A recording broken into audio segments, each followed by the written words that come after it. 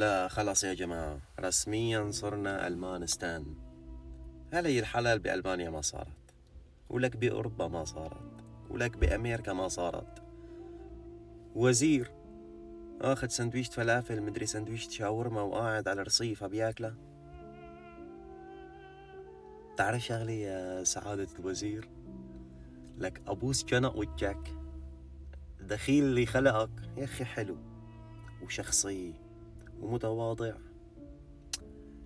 انت بس قل لي وين في أحلى منك، بس قل لي وين في أحلى منك، وين في أهيب منك بالشارع بتاكل فلافل شاورما.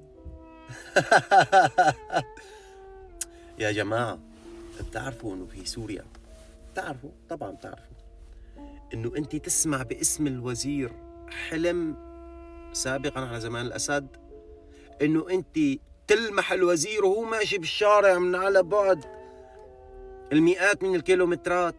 هي حلم انه انت بس تلمحه من بعيد. فما بالك انه اليوم وزير الاقتصاد بينزل لبين العالم بيسألهم شو لازمكم وشو مشاكلكم. وزير الاتصالات بينزل بيتمشى بالسواق. وزير الثقافة بينزل بياكل معكم.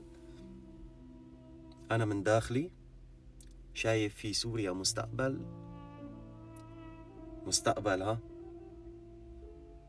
رح يكون مميز، ورح ينسي السوريين آلام وأوجاع سنين طويلة. لأنه إذا في هيك قيادي معناها الأمور بالسليم بإذن الله، والمكتوب مبين من عنوانه. الله محيي أصلك.